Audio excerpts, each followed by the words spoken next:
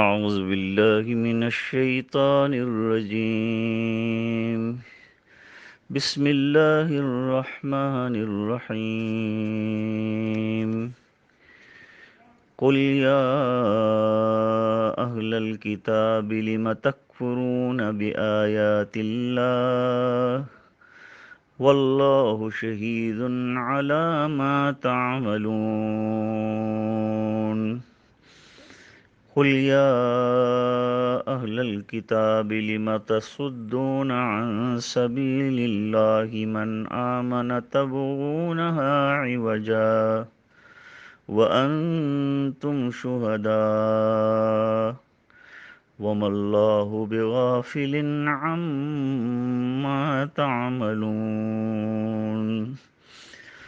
يا أيها الذين آمنوا إن تطيعوا فريقا من الذين أوتوا الكتاب يردوكم بعد إيمانكم كافرين وكيف تكفرون وأنتم تتلى عليكم آيات الله وفيكم رسوله ومن يعتصم بالله فقد هدي إلى صراط مستقيم. صدق اللہ العظیم.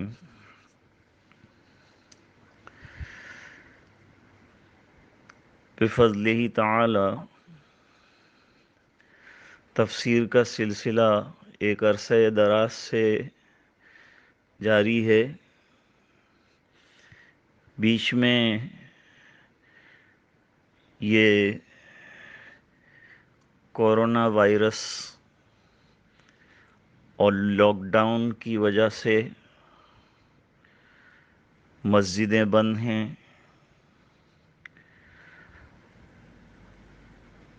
بہت افسوس ہے اس بات کا، بہت غم ہے، لیکن جو مقدر میں ہے وہ ہو رہا ہے. حکومت کے محکمہ صحت کی طرف سے جو گائیڈ لائنز دی گئی ہیں ان کے پیش نظر ہم جمع نہیں ہو سکتے. پھر بھی کوشش کی ہے کہ ماہ مبارک میں بھی یہ تفسیر کا سلسلہ جاری رہے. جو آیات آپ کے سامنے تلاوت کی ہیں چوتھے پارے کی، آل عمران کی، اس سے پہلے والی آیات کی تفسیر اور تذکیر مجلس میں ہوئی ہے، اور آج یہ نیا سبق رمضان المبارک کے آغاز کے ساتھ ہم لوگ کر رہے ہیں. اللہ تعالیٰ اسے اپنے فضل سے قبول فرمائے. روزے رکھنے کی ہمت عطا فرمائے. تراویح کی ادائیگی اللہ تعالیٰ آسان فرمائے. گزشتہ اسباق میں اہل کتاب کے غلط اعتراضات، اس کے جوابات دیے تھے اللہ تعالیٰ نے، اور ملت ابراہیمی کی وضاحت فرمائی تھی کہ جو لوگ دعویٰ کرتے ہیں کہ ہم ملت ابراہیمی کے فالوورز ہیں، حقیقت حال یہ ہے کہ مسلمان یہ ملت ابراہیمی کے متبع ہیں اور اس پر قائم ہیں. پھر ملت ابراہیمی کے مرکز یعنی قبلہ بیت اللہ شریف کا تذکرہ فرمایا، اس کے فضائل بیان ہوئے. ملت ابراہیمی کی اتباع کا بطور خصوص حکم ہوا. اب آج کی جو آیات ہیں، ان آیات میں بطور نصیحت اہل کتاب، جن سے مراد یہود اور نصارہ ہیں، ان کو خطاب کیا گیا ہے کہ جب یہ بات ثابت ہو گئی کہ حضور پاک صلی اللہ علیہ وسلم ملت ابراہیمی پر قائم ہیں، تو پھر اس حقیقت کو تسلیم کیوں نہیں کرتے؟ یہ نشانیاں ملت ابراہیمی کے سلسلے کی، دین کے حق ہونے کے سلسلے کی، حضور کے معجزات، قرآن کریم کا اترنا، یہ سب نشانیاں ہیں۔ یہ سب نشانیاں اے اہل کتاب تمہارے سامنے آ چکی ہے اور تم اس کے گواہ ہو، تم اس پر شاہد ہو، اور تمہاری جو کتابیں ہیں اس میں بھی اس کا تذکرہ ہے، اور تم اس کو مانتے بھی ہو، اپنی کتاب کو مانتے بھی ہو۔ تو جب کتاب کو مان رہے ہو تو کتاب میں جو پیشینگوئیاں کی گئی ہیں، جو باتیں بتائی گئی ہیں، جیسے نبی کریم صلی اللہ علیہ وسلم کی بعثت، آپ کا نبی برحق ہونا، آخری نبی ہونا، کتاب کا اللہ کی طرف سے جو آخری ہے قرآن کریم اس کا اترنا، یہ سب کچھ تمہاری آنکھوں کے سامنے ہو رہا ہے، تم جانتے ہو، اس کے باوجود انکار پر تلے ہوئے ہو۔ کیا بات ہے؟ ایسا انکار کیوں کر رہے ہو؟ پہلی بات تو یہ کہی۔ دوسرے نمبر پر حضور پاک صلی اللہ علیہ وسلم سے کہا جا رہا ہے کہ ان اہل کتاب کو، یعنی یہود اور نصارہ کو کیا ہو گیا ہے؟ کیوں ضد پر اڑے ہوئے ہیں؟ کیوں خامخواہ ٹیڑھا پن اختیار کیا ہے انہوں نے؟ اور دین کا اتنا بہترین اور سیدھا راستہ جو ہے، اس میں کجیاں تلاش کرنا، ٹیڑھا پن تلاش کرنا، اس میں ٹیڑھا پن نکالنا، اعتراضات کرنا، جبکہ اس کی حقانیت اور صداقت کے اوپر خود یہ حضرات گواہ ہیں اور جانتے ہیں کہ یہ آخری کتاب اللہ کی طرف سے اور آخری نبی پر اتری ہوئی ہے۔ اس کے باوجود یہ ہٹ دھرمی کیوں ہے؟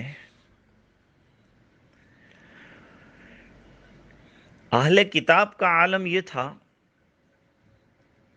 کہ وہ حضور پاک صلی اللہ علیہ وسلم کے سلسلے کی جو پیشنگوئیاں تھیں ان کی کتاب میں اور تورات میں، خاص طور سے تورات میں زیادہ تر احکام بیان ہوئے ہیں، اور آپ صلی اللہ علیہ وسلم کا تشریف لانا اور آپ کی پیشنگوئی جو ہے وہ بھی بیان ہوئی ہے کہ آپ آنے والے ہیں اور آپ آخری نبی ہوں گے، اور یہود اس بات کو پہلے سے کہتے آئے ہیں اور لوگوں میں اس کا تذکرہ کرتے تھے، اوس اور خزرج کے اندر اس کا ذکر کرتے تھے کہ ایک نبی آنے والے ہیں، اور جب وہ مبعوث ہوں گے اور وہ آئیں گے تو ہم ان کے ساتھ مل کر تمہارا مقابلہ کریں گے اور تم پر غلبہ پائیں گے، یہاں تک بات کرتے تھے۔ لیکن جب حضور پاک صلی اللہ علیہ وسلم تشریف لائے تو آپ کے آنے کے بعد ان کی ہٹ دھرمی بڑھ گئی، ضد پر آ گئے، مخالفت اور عناد اور سرکشی اختیار کر لی، اور حقیقت پر پردہ ڈالنے کی ناکام کوششیں کرنے لگے۔ اللہ تعالیٰ نے اس سے ان کو متنبہ فرمایا، اور یہ بھی فرمایا کہ اللہ تعالیٰ جو تم کر رہے ہو، جو کجیاں تلاش کر رہے ہو، یہود ہمیشہ سے دین میں کجیاں اور ٹیڑھا پن، اس پر اعتراض کرنا، طرح طرح کے ایلیگیشنز لگانا، حضور پاک صلی اللہ علیہ وسلم کی ذات کو مجروح کرنا، یہ نصارہ اور یہود میں اکثر اور بیشتر رہا، اور یہ کوئی موقع ایسا نہیں چھوڑتے تھے جس میں اعتراض کر سکتے ہوں اور انہوں نے اعتراض نہ کیا ہو۔ لیکن آپ صلی اللہ علیہ وسلم ہمت سے، صبر سے، تحمل سے کام لیتے ہیں، اور اپنے دین کی نشر و اشاعت اور تبلیغ میں رات اور دن آپ اور صحابہ کرام برابر لگے ہوئے رہتے تھے۔ اللہ تعالیٰ فرماتے تمہاری ان تمام حرکتوں سے اللہ تعالیٰ بے خبر نہیں۔ چند سال پہلے یہود اور نصارہ نے مصر سے قرآن کریم چھپوائے، اور قرآن کریم کے اندر جو آیات تھی ان میں چھیڑ چھاڑ اور ٹیڑھا پن نہیں کیا، کہیں آیات کو غائب کیا، کہیں اپنی طرف سے بڑھایا۔ مثلا وَمَن يَبْتَغِ غَيْرَ الْإِسْلَامِ دِينًا فَلَن يُقْبَلَ مِنْهُ، کہ جو دین کے علاوہ اور کوئی چیز لے کر آئے گا، اللہ فرماتے ہیں وہ عند اللہ قابل قبول نہیں ہوگی۔ تو انہوں نے بیچ میں سے لفظ غیر اڑا دیا۔ اب مطلب یہ ہوا کہ جو اسلام لے کر آئے گا وہ اللہ کے ہاں بالکل پسندیدہ نہیں ہے، معنی بالکل الٹا ہو گیا۔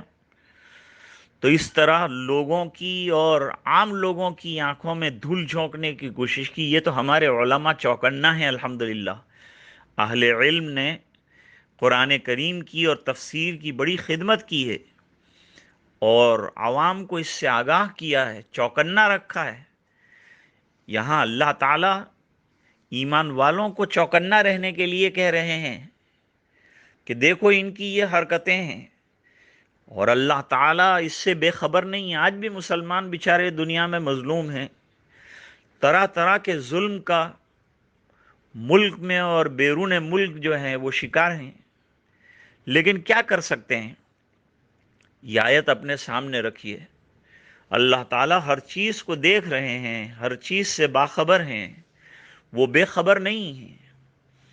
غافلین اور ظالمین اور طاغین جو کچھ کر رہے ہیں، اللہ تعالیٰ اس کو پوری طرح جانتے ہیں۔ جب وقت آئے گا تو انتقام لیا جائے گا، بدلہ لیا جائے گا، اور جیسے کو تیسا والا معاملہ جو ہے وہ کیا جائے گا۔ یہ اللہ تعالیٰ کے یہاں کا دستور ہے۔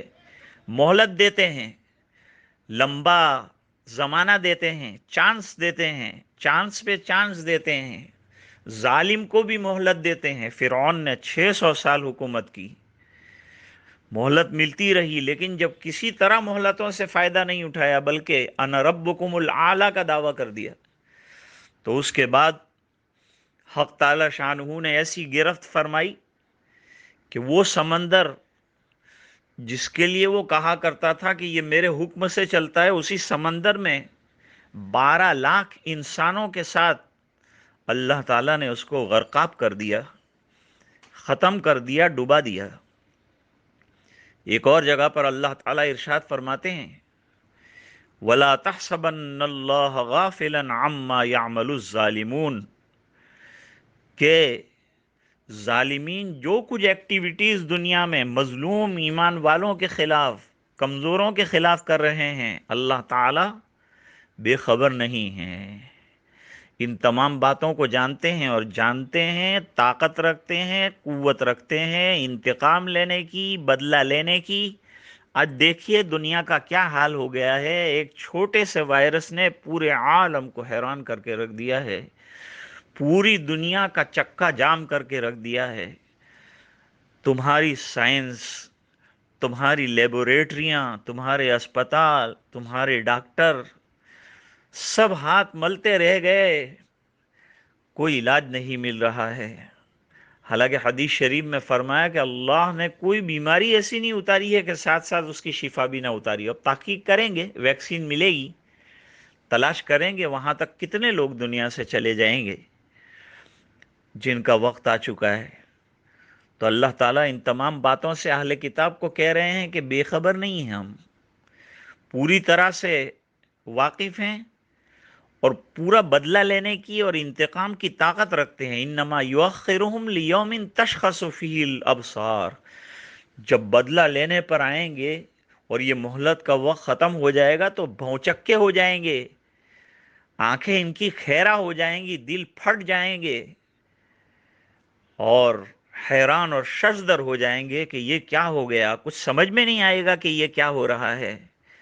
بڑے بڑے سیاستدان اور بڑے بڑے حکام اور بڑے بڑے مقتدر دنیا کے اندر حیران اور پریشان ہے کہ یہ کیا ہو رہا ہے دنیا کو۔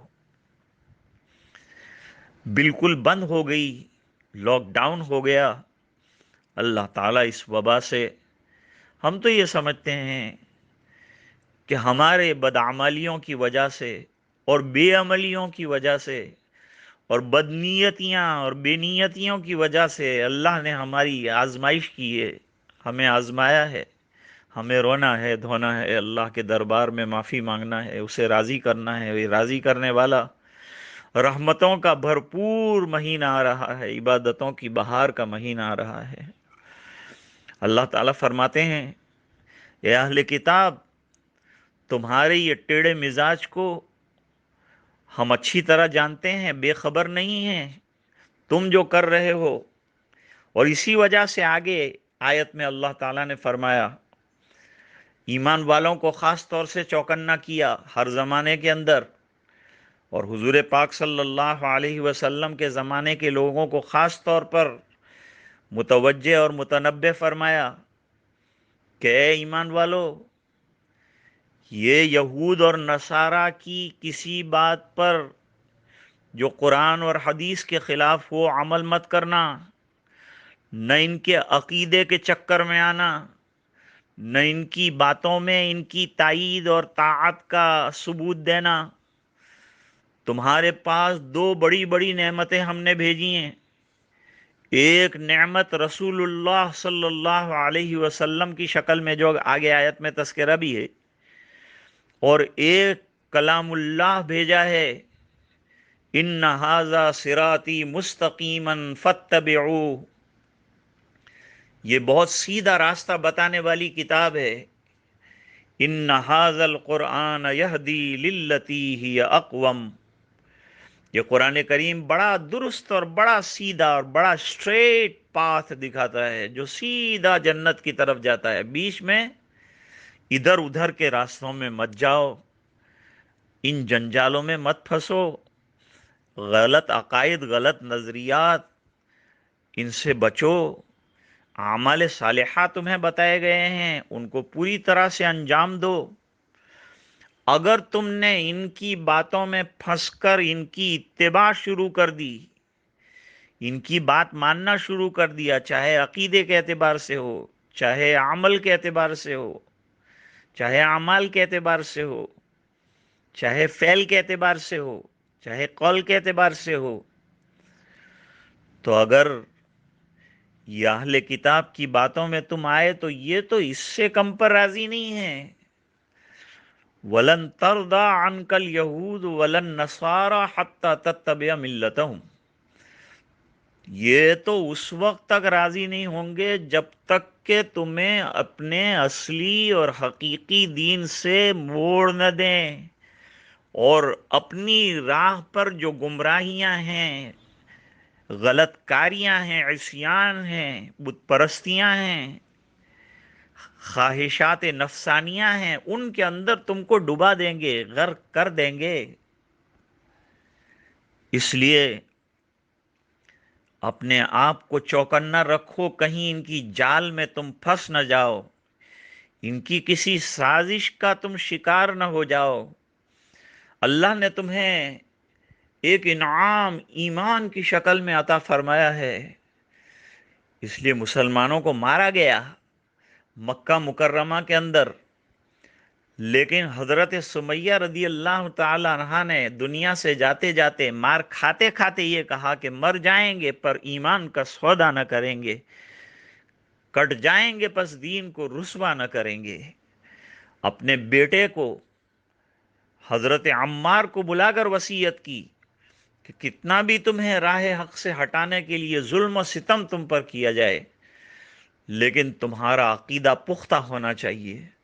قیامت کے دن نبی کا دامن پکڑ کر تمہیں اٹھنا ہے، اور اس کے لیے قربانیوں کے واسطے تیار رہنا ہے۔ اللہ نے بہترین دولت ایمان عطا فرمائی، اس کے مقابلے میں دنیا کی کوئی دولت کوئی حیثیت نہیں رکھتی، کوئی مقام نہیں رکھتی، کوئی مرتبہ نہیں رکھتی۔ ایمان اتنی بڑی نعمت ہے زندگی کے ملنے کے بعد۔ اگر کوئی انعام بڑا اللہ نے فرمایا تو وہ یہ ہے کہ ہمیں آپ صلی اللہ علیہ وسلم کا امتی بنایا، کلمہ گو بنایا، اپنا نام لینے والا بنایا، اور ہمیں مسلمان بنایا۔ دولت اسلام اللہ تعالیٰ نے عطا فرمائی۔ یا ایھا الذین آمنو، خاص طور پر ایمان والوں کو مخاطب کیا، ایمان والوں کو خاص طور پر ایڈریس کیا کہ تم کو اللہ نے چراغ ایمانی اور روشنی ایمان عطا فرمائی ہے، اس روشنی ایمان کا خاص طور پر خیال رکھو، اور یہ چراغ کو بجھنے مت دو۔ ہوائیں آئیں گی، جھونکے آئیں گے، اور اس چراغ کو بجھانے کی کوشش کریں گے۔ تمہارا کام یہ ہے کہ اس دیپ کو جلائے رکھنا، دل کو روشن رکھنا، ایمان کو جگمگاتا ہوا رکھنا، عقیدوں کی پختگی کے ساتھ اور اعمال صالحہ کے ساتھ۔ اگر تم ان کی باتوں میں آئے تو یہ اس سے کم پر اکتفا نہیں کریں گے کہ تم کو یہود و نصارہ بنا کر چھوڑیں گے، تم سے تمہارا سچا اور پکا عقیدہ چھین لیں گے اور تمہیں برباد کر دیں گے دینی اعتبار سے۔ پھر دنیاوی اور دینی دونوں نقصانات اور خسارے تمہارے ہو جائیں گے۔ دنیا میں بھی ناکام ہو جاؤ گے، ایمان چھوڑ کر، دین چھوڑ کر آدمی نہ دنیا میں کامیاب ہو سکتا ہے، اور آخرت کی کامیابی کا تو دار و مدار ہی ایمان پر ہے۔ آگے اللہ تعالیٰ فرماتے ہیں وَكَيْفَ تَكْفُرُونَ وَأَنْتُمْ تُتْلَى عَلَيْكُمْ، اور تم ایمان کو چھوڑ کر کوئی غلط عقیدہ، اے ایمان والو، کیسے اختیار کر سکتے ہو؟ کیسے اس کی طرف جا سکتے ہو؟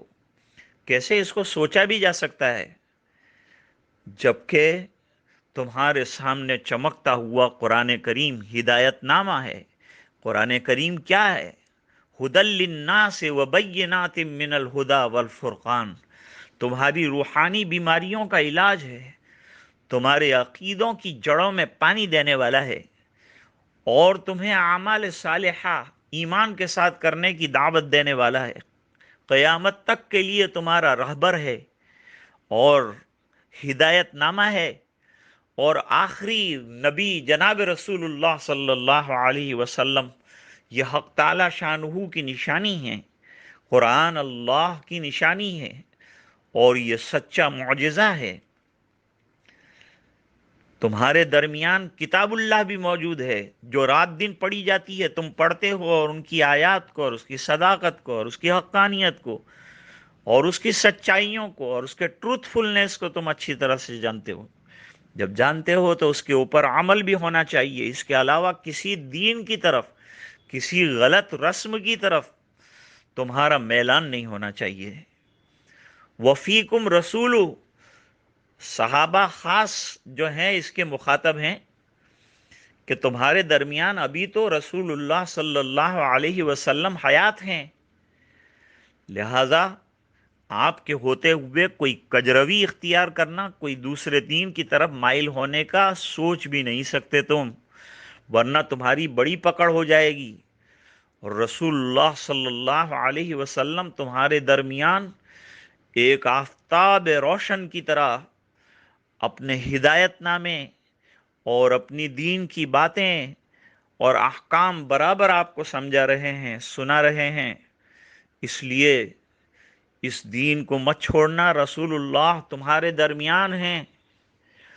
اب سوال ہوتا ہے کہ ٹھیک ہے، حضور پاک صلی اللہ علیہ وسلم ان کے درمیان تھے جب تک تو یہ مسئلہ تھا، لیکن اب تو نہیں ہے حضور پاک صلی اللہ علیہ وسلم درمیان میں، تو اب کیا کہیں گے؟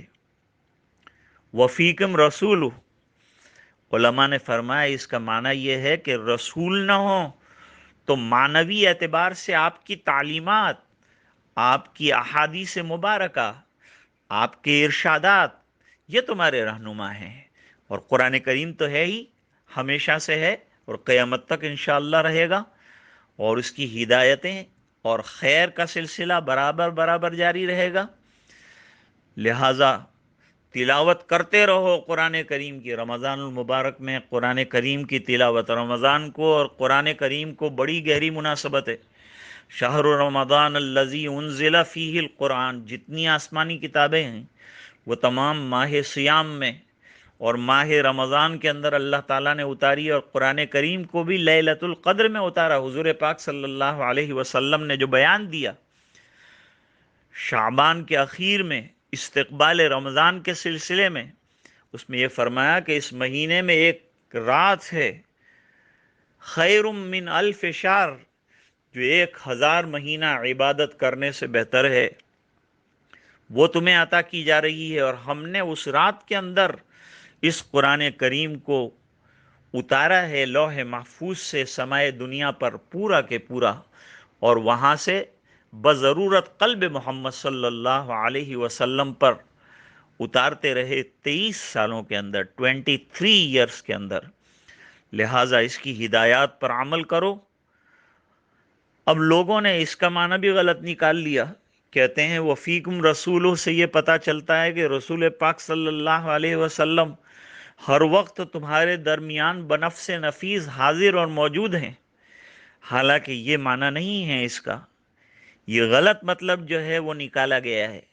علماء نے فرمایا وفیکم رسولو کا اصلی مصداق تو صحابہ کرام تھے، اور ان کے جانے کے بعد وفیکم رسولہ کا مطلب یہ ہے کہ آپ نہیں ہیں تو آپ کے ارشادات ہیں، آپ کی احادیث ہیں، آپ نے بتلائے ہوئے فرامین ہیں، احکام ہیں، وہ تمہارے لیے روشن چراغ ہیں، لہذا ان کے اوپر عمل کیا جائے اور انہی کو اپنے لیے رہبر اور رہنما تسلیم کیا جائے۔ اس لیے حضور پاک صلی اللہ علیہ وسلم نے فرمایا لا یؤمن احدکم حتی یکون ہواہ تبعا لما جئت بہ، تم میں سے کوئی کمال درجے کا ایمان والا نہیں ہو سکتا جب تک کہ وہ میرے لائے ہوئے دین کے تابع نہ ہو جائے اور اپنی خواہشات کو انڈر دی کنٹرول آف ایمان نہ دے دے، کہ دل جو کہے گا وہ نہیں کروں گا، دین جو کہے گا وہ کروں گا، اللہ جو فرمائیں گے وہ کروں گا، نفسانی خواہشات کے پیچھے نہیں جاؤں گا۔ بڑا مبارک مہینہ، بڑی مبارک کتاب اللہ تعالیٰ نے عطا فرمائی ہے۔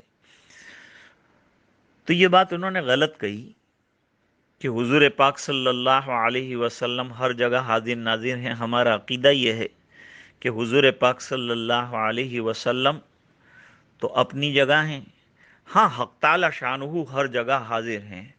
وَهُوَ مَعَكُمْ أَيْنَمَا كُنْتُمْ، تم جہاں کہیں ہو تمہارے ساتھ ہیں اللہ تعالی، تمہارے اعمال سے باخبر ہیں اللہ تعالی۔ تو فرمایا کہ وفیکم رسولہ کا یہ معنی یہاں مراد لیا جائے۔ اب یہ عوج اور ٹیڑھا پن ہم لوگ بھی نکالنے لگے، قرآن کریم کی آیت کے غلط مصداقات اور غلط تراجیم کرنے لگے، غلط بیانیاں اور اپنی من کی اور دل کی باتیں اندر جوڑنے لگے، حالانکہ یہ منشأ قرآن کے خلاف ہے، منشأ دین کے خلاف ہے۔ خواجہ فرید الدین گنج شکر رحمۃ اللہ علیہ شیخ الاسلام تھے، بڑے متبع سنت، بڑے اللہ والے، بہت سے رجپوتوں نے ان کے ہاتھ کے اوپر جو ہے دین قبول کیا، ایک عرصہ دراز تک انہوں نے دین کا کام کیا، دین کی تبلیغ کی، سب اللہ والوں نے یہی کام کیا، تبھی تو اللہ والے کہلائے ہیں۔ ان کا کام ہی رات دن اللہ اللہ اللہ کے دین کی تبلیغ کرنا، اللہ کے دین کی بات اللہ کے بندوں تک پہنچانا، اور جو اللہ سے غافل ہو گئے ہیں ان کو اللہ کی طرف دوبارہ لانا۔ فرماتے ہیں ان کے یہاں جو دروازہ ہے مزار پر، اس پر جو ہے قرآن کریم کی آیت لکھ دی وَمَن دَخَلَهُ كَانَ آمِنًا، وَمَن دَخَلَهُ كَانَ آمِنًا، جو بیت اللہ کے اندر داخل ہو گیا، حدود حرم کے اندر داخل ہو گیا، وہ امن والا ہو گیا، محفوظ ہو گیا، سلامت ہو گیا۔ یہ تو وہ بیت اللہ کے لیے اور حرم کے لیے کہا گیا تھا، لیکن اس کو اٹھا کر فٹ کر دیا حضرت خواجہ صاحب کے مزار کے دروازے کے اوپر۔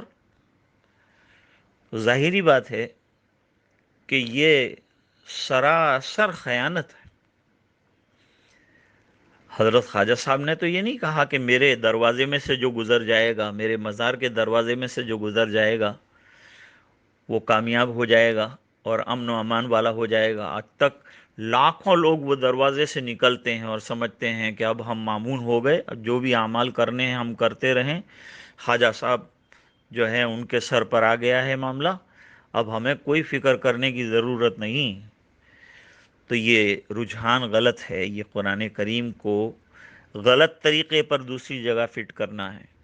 اللہ تعالیٰ فرماتے ہیں وَمَن يَعْتَصِم بِاللَّهِ، اور جو اللہ تعالیٰ کی رسی کو مضبوطی سے تھام چکا، فقد ہدی الی صراط مستقیم، تو وہ راہ راست پر چلنے والا ہو جائے گا، دین حق پر چلنے والا ہو جائے گا، اور صراط مستقیم اس کا مقدر بن جائے گا۔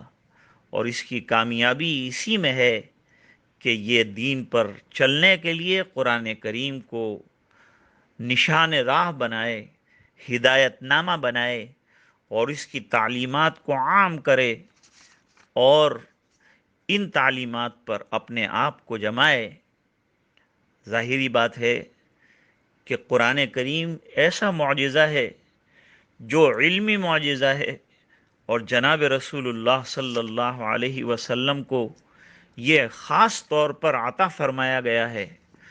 وَمَن يَعْتَصِم بِاللَّهِ، اور جس نے اللہ والے راستے کو، اللہ کے احکام کو پوری مضبوطی کے ساتھ تھام لیا اور اس پر اپنے آپ کو جمع لیا، تو وہ گویا کہ حق پر جمع ہوا ہے، ایمان پر جمع ہوا ہے، حقانیت اور صداقت پر جمع ہوا ہے۔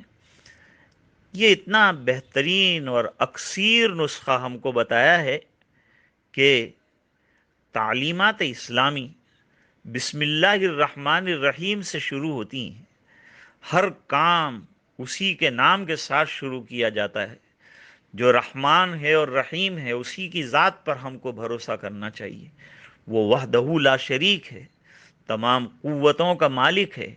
اسی کا نام اعتصام باللہ ہے کہ یہ عقیدہ رکھا جائے کہ کرنے والی ذات اللہ کی ہے، ہوتا اللہ سے ہے، کرتے اللہ ہیں، اس کے ارادوں کے بغیر، اس کی مشیت کے بغیر، اس کے حکم کے بغیر کوئی پتا بھی نہیں ہل سکتا، کوئی تنکا بھی نہیں ہٹ سکتا۔ بس یہ تعلیمات ہیں قرآن کریم کی۔ آج کی مجلس کا اسی پر اختتام کرتے ہیں، اور دعا کرتے ہیں کہ اللہ تعالیٰ اس مبارک سلسلے کو اپنے فضل کے ساتھ جاری ساری رکھے، اور ہمیں ماہ سیام میں قرآن کریم کی تلاوت کی توفیق عطا فرمائے، اور اس کا فہم اور اس کی سمجھ یہ بھی اللہ تعالیٰ عطا فرمائے۔ اس لیے کہ حدیث شریف میں فرمایا کہ من یرید اللہ بہ خیرا یفقہہ فی الدین، اللہ تعالیٰ جس کے ساتھ بھلائی کا ارادہ فرماتے ہیں اس کو دین کی گہری سمجھ سے نوازتے ہیں۔ اللہ تعالیٰ ہم کو بھی اپنے دین کا وافر حصہ نصیب فرمائے، اور اس پر عمل درآمد ہماری زندگیوں کا مشن بن جائے۔ وآخر دعوانا ان الحمد للہ تعالی رب العالمین۔ بسم اللہ الرحمن الرحیم۔ اللہم لک الحمد کلہ ولک الملک کلہ ولک الشکر کلہ والیک یرجع الامر کلہ علانیتہ وسرہ۔ اللہم صلی علی سیدنا محمد وعلی آل سیدنا محمد وبارک وسلم۔ ربنا آتنا فی الدنیا حسنہ وفی الآخرۃ حسنۃ وقنا عذاب النار وادخلنا الجنۃ مع الابرار یا عزیز یا غفار۔ اللہم انا نسألک الہدی والتقی والعفاف والغنی۔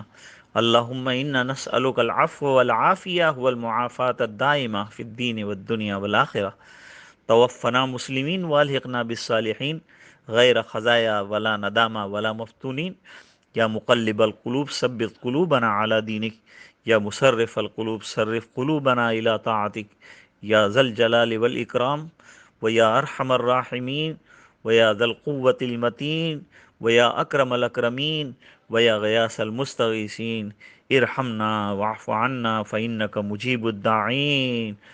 ربنا ظلمنا انفسنا وإن لم تغفر لنا وترحمنا لنكونن من الخاسرین۔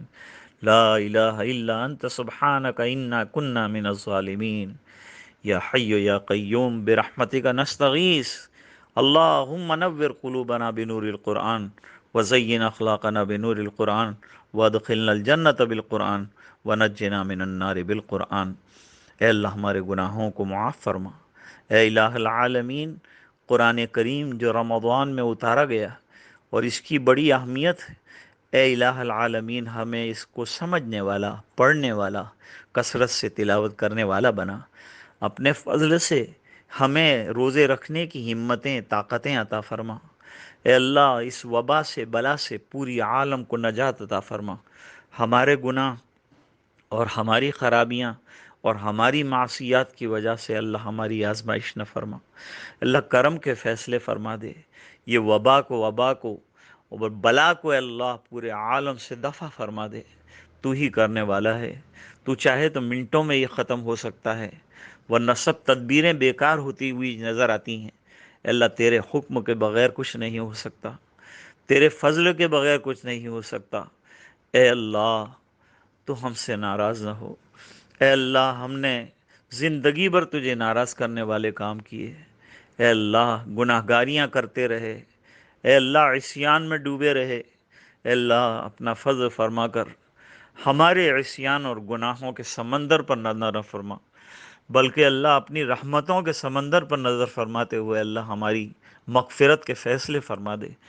اس مبارک مہینے کو وصول کرنے کی ہمتیں عطا فرما، اور اے اللہ رمضان کے جو 3 الگ الگ عشرے ہیں اس میں یہ پہلا عشرہ شروع ہو رہا ہے، تیری رحمتوں کی برکھا سے ہمیں مالا مال فرما دے، بہراور فرما دے، بیماروں کو شفا عطا فرما دے۔